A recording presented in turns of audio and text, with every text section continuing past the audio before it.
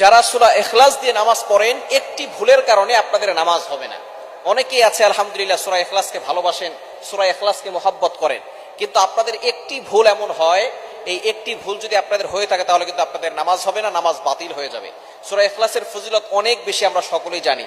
নবীজি সাল্লাল্লাহু আলাইহি ওয়াসাল্লাম জানিয়ে দিয়েছেন, যে ব্যক্তি সূরা ইখলাস একবার পাঠ করবে আল্লাহ পাক রব্বুল আলামিন 10 পারা কোরআন শরীফ পড়ার সওয়াব দিবেন। যে ব্যক্তি 3 বার পড়বে 1 খতম কোরআন শরীফ পড়ার সওয়াব পাবে। আর যে ব্যক্তি 10 বার পড়বে আল্লাহ পাক রব্বুল আলামিন তার জন্য জান্নাতে একটা প্রাসাদ নির্মাণ করবে। এবং আমরা এরকম অনেক হাদিস শুনেছি যে নবীজি সাল্লাল্লাহু আলাইহি ওয়াসাল্লাম জানিয়ে দিয়েছেন, যারা সূরা ইখলাসকে ভালোবাসবে সূরা ইখলাসের ভালোবাসা তাকে জান্নাত পর্যন্ত পৌঁছে দিবে। এক সাহাবী সব নামাজে সূরা ইখলাস পড়তেন, প্রত্যেক নামাজেই তার সূরা ইখলাস থাকতো। সাহাবায়ে অভিযোগ করলেন, ইয়া রাসূলুল্লাহ, সে তো প্রত্যেক নামাজেই সে সূরা ইখলাস পড়ে। তাকে জিজ্ঞেস করা হলো, কেন তুমি সূরা ইখলাস পড়ো? তখন তিনি বলেছে, সূরা ইখলাসকে আমি ভালোবাসি, আমি আল্লাহকে মহব্বত করি। নবী সাল্লাল্লাহু আলাইহি ওয়াসাল্লাম জানিয়ে দিয়েছেন, এই সূরা ইখলাস তাকে জান্নাত পর্যন্ত পৌঁছে দিবে। সুতরাং সূরা ইখলাসের ফজিলত অনেক বেশি, কিন্তু আমরা অনেকেই সূরা ইখলাস পড়ি, কুল হুয়াল্লাহু আহাদ আল্লাহুস সামাদ লাম ইয়ালিদ ওয়া লাম ইউলাদ ওয়া লাম ইয়াকুল লাহু কুফুয়ান আহাদ। ছোট্ট সূরা, ফজিলত অনেক বেশি, এই কারণে আমরা অনেকেই সূরা ইখলাস দিয়ে নামাজ পড়ি, কিন্তু আমাদের একটা ভুলের কারণে নামাজ বাতিল হয়। সেটা কি? আমরা অনেকে কফের জায়গায় কাফ পড়ি। একটা হচ্ছে কফ আর একটা হচ্ছে কাফ। কাফটা একটু পাতলা হবে, চিকন হবে, আর কফ একটু শক্ত করে পড়তে হবে। অনেকেই এই ভুলটা করে।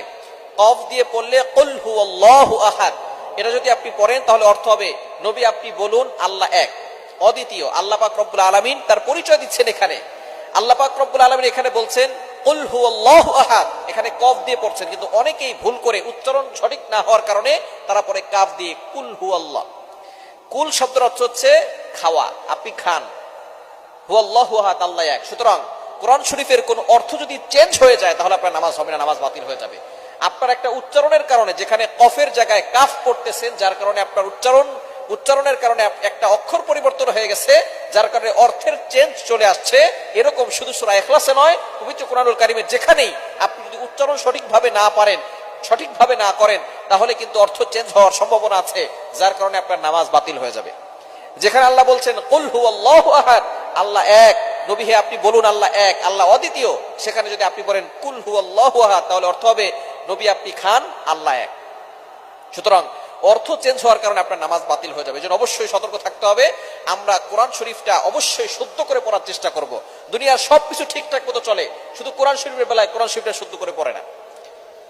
আপনি কোরআন শরীফ সব না পারেন, যেই সূরাগুলো দিয়ে আপনি নামাজ পড়েন, ছোট ছোট সূরা, এগুলো তো আপনি শুদ্ধ করে পড়তে পারেন। অনেকে সূরা ফাতিহা শুদ্ধ করে পড়তে পারে না, অনেকে সূরা ইখলাস, সূরা ফালাক, সূরা নাস এগুলো শুদ্ধ করে পড়তে পারে না। যেগুলো দিয়ে নামাজ পড়ে সেগুলোই তার শুদ্ধ হয় না। আর নামাজ ভাঙের 1 নাম্বার কারণ